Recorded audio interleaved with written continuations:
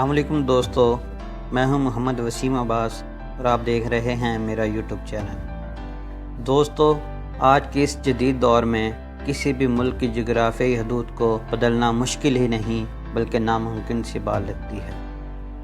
اس کی بنیادی وجہ بین الاقوامی سرحدی لائن کا ہونا اور اندرونی طور پر مضبوط جمہوری نظام کا ہونا ہے۔ ایک ایسا جمہوری نظام جس میں بسنے والے تمام لوگوں کو مساوی حقوق میسر ہوں۔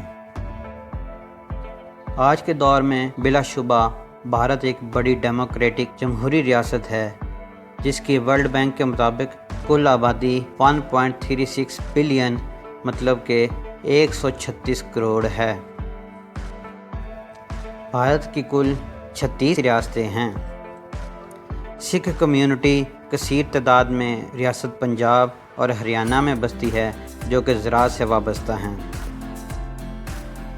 دوستو، پچھلے کچھ عرصے سے سکھ کمیونٹی اور دہلی حکومت میں کسان ایکٹ 2020 کو لے کر تناؤ کی سی کیفیت ہے اور آج ہم اسی بارے بات کریں گے۔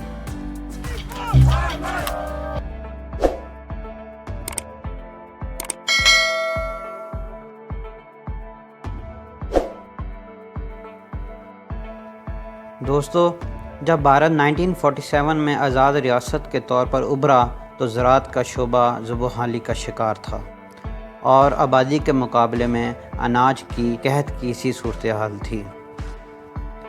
پھر 1960 کی دہائی میں گرین ریولوشن سبز انقلاب آیا جس سے اناج خاص کر گندم اور دھان کے پیداوار میں بے پناہ اضافہ ہوا، جس سے زراعت کا بھارتی جی ڈی پی میں کردار 45% تک جا پہنچا۔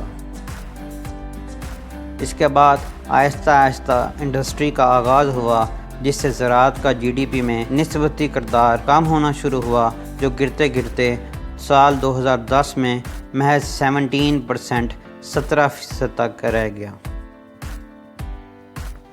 دوستو، اس کے باوجود آج کے اس دور میں بھارت کی کل آبادی کا 52% لوگ آج بھی زراعت سے وابستہ ہیں۔ دوستو، اصل مسئلہ ہی یہاں سے شروع ہوتا ہے کہ بھارتی حکومت جی ڈی پی کو دیکھتے ہوئے انڈسٹری کو ترجیح اور زراعت کو پش پشت شعبہ سمجھتی ہے، جبکہ بڑی آبادی آج بھی ڈائریکٹلی طور پر زراعت سے وابستہ ہے۔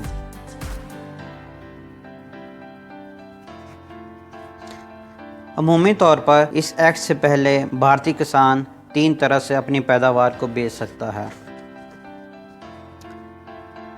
لوکل مارکیٹ طریقہ کار میں کسان کسی بھی مقامی منڈی میں جا کر اپنی پیداوار کو بیچ سکتا ہے۔ اس میں کوئی بھی قانون لاگو نہیں ہوتا۔ اس میں خریدنے اور بیچنے والے پر منحصر ہے وہ کس مرضی دام میں سودا کو طے کر لیں۔ سرکاری منڈی کو اے پی ایم سی مطلب کہ ایگریکلچر پروڈیوس مارکیٹ کمیٹی بھی کہا جاتا ہے۔ اس وقت بھارت میں کل 6500 کے قریب سرکاری منڈیاں ہیں۔ اس طریقہ کار میں سرکار مخصوص لوگوں کو کمیشن ایجنٹ کے طور پر لائسنس مہیا کرتی ہے، جس کے ذریعے سے وہ مخصوص لوگ سرکاری نرخنامہ سے اوپر آکشن کے ذریعے سے پیداوار کو خریدتے ہیں۔ اس عمل پر بھارت سرکار نے 5 سے 8% تک ٹیکس بھی رکھا ہوا ہے۔ تیسرا جو طریقہ ہے وہ ایم ایس پی منڈی کہلاتا ہے۔ ایم ایس پی کا مطلب منیمم سپورٹ پرائس ہے، جو کہ سرکار مخصوص فصلوں کے لیے مقرر کرتی ہے۔ اس منڈی میں کسان اپنی فصل کو اس سرکاری ریٹ پر بیچ سکتا ہے۔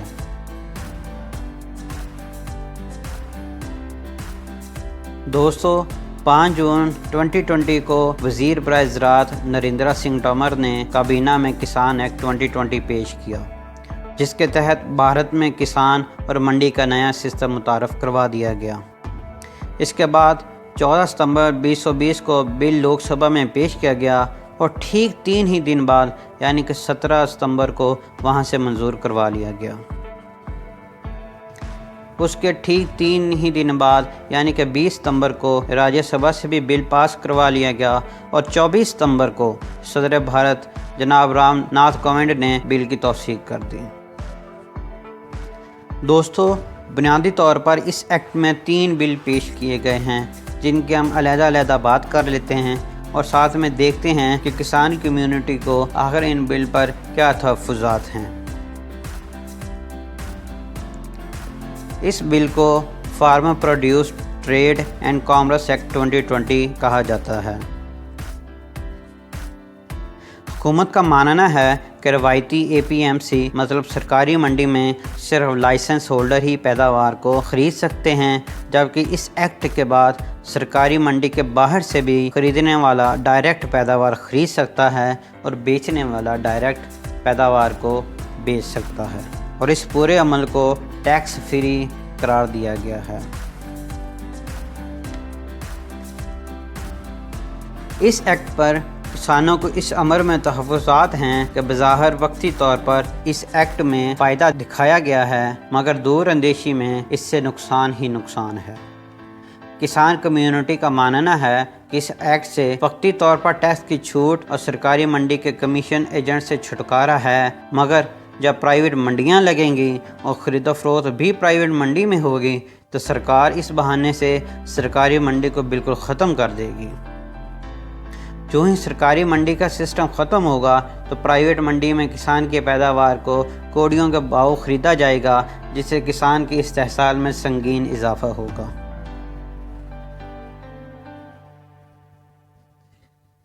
اس بل کو promotion and facilitation of trade and commerce act 2020 کا نام دیا گیا ہے۔ اس ایکٹ کو دیکھیں تو بنیادی طور پر اس ایکٹ کے تحت زراعت میں کمپنی سپانسرشپ یعنی کہ کانٹریکٹ فارمنگ کو متعارف کروایا گیا ہے۔ اس نظام کے تحت فصل کی بجائی سے پہلے ہی کمپنی کسان سے معاہدہ کرے گی کہ اس سیزن مخصوص فصل درکار ہے، اور اس وقت ہی قیمت خرید کا بھی تعین کر لیا جائے گا۔ اس پر کمپنی کسان کو بیج، کھاد، ٹریکٹر اور دیگر زرعی آلات وغیرہ میں معاونت کرے گی۔ اس ایکٹ پر کسان کمیونٹی کو بنیادی طور پر 3 اعتراضات ہیں۔ پہلا دیکھیں تو پہلا ہی اعتراض یہ ہے کہ اگر کمپنی معاہدہ پر پورا نہ اترے تو کسانوں کو ڈائریکٹ عدالت کا حق دینے کے بجائے SDM یعنی سب ڈویژنل مجسٹریٹ کا حق دیا گیا ہے، جسے کسان اپنا استحصال سمجھتے ہیں۔ کمپنی جو مکینیکل معاونت فراہم کرے گی تو اس میں اندیشہ ہے کہ وہ مکینیکل معاونت کسی لون کے تحت خرید کر کسان کو فراہم کیا گیا ہو۔ اب جب کہ کمپنی کے ساتھ معاہدہ مکمل یا ختم ہو چکا ہوگا تو کسان کو لون چکانا ہوگا، جس سے چھوٹا کسان تو بے یار و مددگار ہو کر رہ جائے گا اور اس امر میں اس کی ساری زمین بک جائے گی، ختم ہو جائے گی۔ تیسرا جو کسان کمیونٹی کا تحفظ ہے، اس میں اس ایکٹ میں کمپنی پر کوئی خاص شرائط نہیں ہیں کہ کون سی کمپنی اہل ہوگی کون سی نہیں۔ کمپنی کو اہل ہونے کے لیے کیا کیا قواعد و ضوابط پورے کرنے ہوں گے، کیونکہ گورنمنٹ نے ایکٹ میں صرف انکم ٹیکس اکاؤنٹ نمبر کا ہونا لکھا ہوا ہے، اس کے علاوہ کسان کو گورنمنٹ نے کوئی معلومات کا حقدار نہیں ٹھہرایا۔ کسان کمیونٹی کا ماننا ہے کہ کل کو اگر کمپنی معاہدہ کو درمیان میں چھوڑ جائے تو کسان کمپنی کو کہاں ڈھونڈے گا یا اپنی پیداوار کو لے کر کہاں بیچے گا جو کہ کمپنی کی ڈیمانڈ پر اگائی گئی تھی، جو کہ کمپنی کے ساتھ معاہدہ ہو چکا تھا۔ دوستو، اس تھرڈ ایکٹ کو ایسینشل کموڈیٹیز ایکٹ 2020 کا نام دیا گیا ہے۔ دوستو، بنیادی طور پر یہ ایکٹ 1955 کے بنیادی ضروریات کے ایکٹ میں ترمیم ہے۔ اس ایکٹ کے تحت وہ چیز جو نارمل زندگی کو متاثر کرے اس ذخیرہ اندوزی کو منع کیا گیا ہے۔ اس پر کسانوں کے تحفظات ہیں کہ اناج وغیرہ استعمال میں لاتے ہیں ان کو ہی بوقت ضرورت بیچ کر دیگر ضروریات زندگی کو پورا کیا جاتا ہے۔ دوستو، کسان کمیونٹی اس معاملے پر پچھلے قریباً 2 ماہ سے دھرنا دیے بیٹھے ہیں۔ ان کا ماننا ہے کہ جب تک یہ ایکٹ کالعدم یا واپس نہیں ہوتے دھرنا جاری رہے گا۔ 6 مہینے کا راشن لے گئے ہیں، پیچھے گھر والوں کی ہلہ شیری بہت ہے، یہاں ڈٹے رہو، مڑکا نہیں ہو۔ ہم نے اپنا دھرنا شانتی پورا کرنا، چاہے ہمارے 6 مہینے لگو، سال لگو، ہم نے کوئی دقت نہیں ہے۔ دوستو، آپ کیا سمجھتے ہیں کہ یہ ایکٹ نافذ ہو جانا چاہیے یا کسان اپنے موقف پر درست ڈٹے ہوئے ہیں؟ کمنٹ میں اپنی آراء سے ضرور بتائیے گا۔ یہ تھی ہماری آج کی ویڈیو، امید کرتے ہیں آپ کو پسند آئی ہوگی۔ مزید ایسی انٹرسٹنگ ویڈیوز کے لیے ہمارا چینل دیکھتے رہیں۔